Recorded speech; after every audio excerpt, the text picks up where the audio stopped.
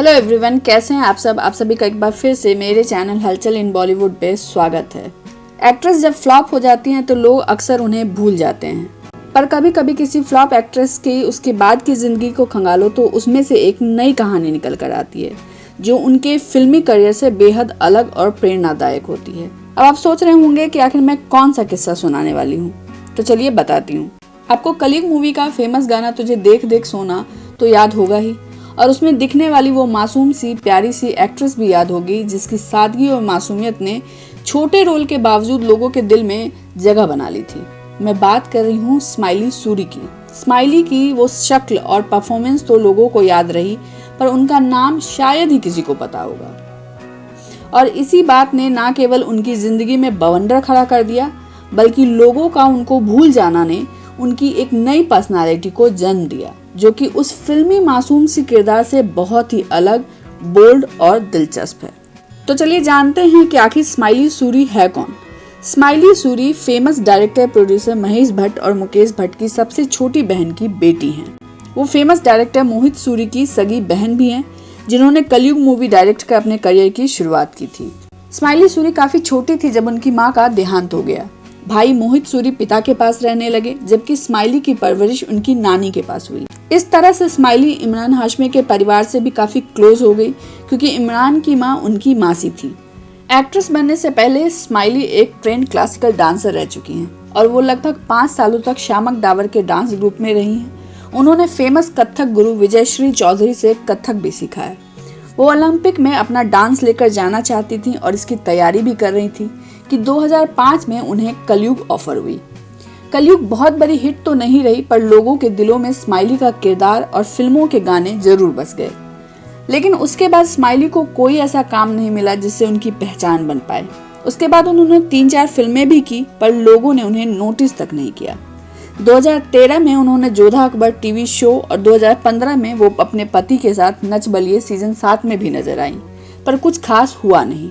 Smiley पहले से ही अपने करियर के बुरे दौर से गुजर रही थी कि 2010 में उनके पिता की भी मौत हो गई। 2012 में उनकी नानी भी चल बसी। स्माइली बिल्कुल अकेली रह गई थी, और उनके परिवार में हर कोई तरक्की कर रहा था, चाहे वो उनका भाई मोहित सूरी हो या कजन इमरान हाशमी। लेकिन स्माइली का सरवाइव करना भी मुश्किल हो रहा था। ऐसे में वो गहरे डिप्रेशन में चली गई। उनके इस डिप्रेशन को इमरान हाशमी की मां ने नोटिस किया और उन्होंने उन्हें डॉक्टर से दिखाने की सलाह दी। साइकेट्रिस्ट को दिखाने के बाद स्माइली को ये बात समझ आई कि वो अपनी मां की मौत के बाद से ही गहरे सदमे में है, और उनका डांस और बाकी एक्टिविटी भी उनकी खास मदद नहीं कर पा रहे हैं। खैर, वो डांस क्लासेस लेती रहीं और डॉक्टर से ट्रीटमेंट भी। स्माइली के एक सालसा टीचर थे विनीत बांगेरू, जिससे स्माइली को प्यार हो गया। उन्होंने 2014 में शादी कर ली, पर शादी के बाद दोनों एक दूसरे के साथ एडजस्ट नहीं कर पाए। इमरान हाशमी का परिवार और भट्ट परिवार ने बहुत कोशिश की कि ये शादी ना टूटे, पर स्माइली को एहसास हो गया था कि वो साथ नहीं रह पाएंगे। उन्हें समझ आया कि किसी डांस टीचर या मेंटोर के प्यार में पड़ना या उनसे कनेक्ट कर पाना आसान होता है, पर उस पैशन को शादी के रूप में निभा पाना बहुत ही मुश्किल होता है।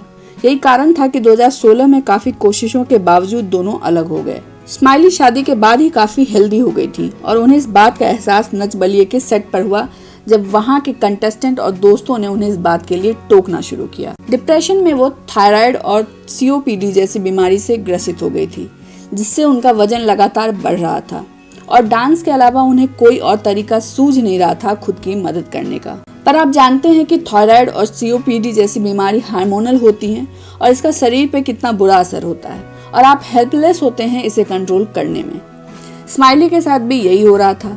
इसी बीच स्माइली एरियल आर्ट्स लर्न करने के लिए दुबई गई, जहां पर एक दिन उनकी डांस टीचर नहीं आई और उन्हें एक दिन पोल डांस की क्लास दी गई। पोल डांस को देखकर स्माइली को इस डांस फॉर्म में एक नई कनेक्टिविटी महसूस हुई, और उन्होंने इसे पैशन के साथ सीखना शुरू कर दिया।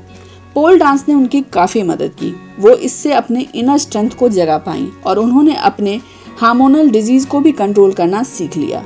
वो आज इस डांस फॉर्म में ट्रेंड है, और इंडिया में बच्चों को इसके डांस क्लासेस भी देती हैं। आप सभी जानते हैं कि पोल डांस को इंडिया में अच्छी नज़र से नहीं देखा जाता है, और स्ट्रिपर्स या कुछ खास तरह के डांसर्स के अलावा इसे कोई और सीखना चाहता भी नहीं है।